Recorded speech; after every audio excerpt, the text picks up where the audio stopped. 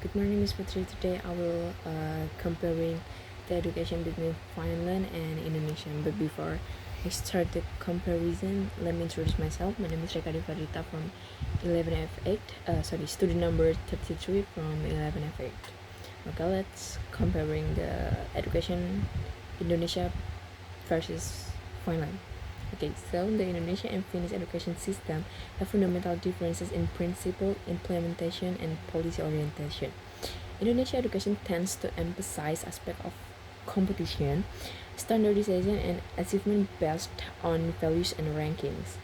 The classroom stay and ranking system is still applied as a form of evaluation of learning outcomes. The student study load in relative high, which is around with over 40 hours per week, with fairly routine tasks given at each meeting. Learning is also still widely done in the classroom with a very structured approach. On the other hand, Finland built an education system based on the principle of equality and equity, and trust in teacher and school. This country does not implement a classroom system or study ranking. Study hours are sorted around 30 hours per week, and the learning approach emphasizes problem solving, exploration, and the development of critical thinking skills. The learning atmosphere is made flexible and comfortable so that students do not experience excessive academic pressure. Differences Differences can also be seen in the quality and qualification of teachers. In Indonesia, the minimum qualification of teacher is D4 or S1, while in Finland, teacher must have a master degree or S2.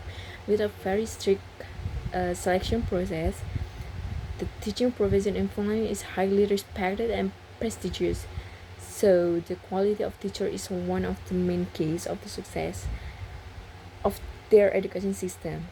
In addition, the age of entering elementary school in Finland is 7 years old because the country is waiting for the readiness of child development, while in Indonesia it is at least 6 years.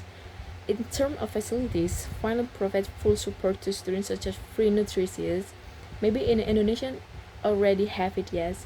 We call it MBG or makanan gratis. Sorry. And Finland have a mandatory counseling services, textbooks provided by the school, and free transportation. Education is ensured to be truly accessible to all citizens without a significant gap. Meanwhile, in Indonesia, the quality of facilities and access to education is still uneven, especially in remote areas. Okay, looking at the comparison, Indonesian can take some important lessons. For me, I give the suggestion. First, it is necessary to reduce excessive competition orientation and begin to emphasize the development of student individual potential. Second, improving the quality of teacher must be priority through strict structure selection and improving professional education standards. The third, the study load and tasks can be adjusted so that students have space to think creatively and not just focus on memorizing.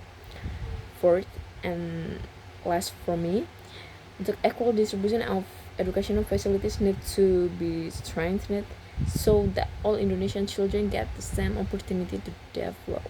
Okay, that's all for me. Thank you, Ms. Putri.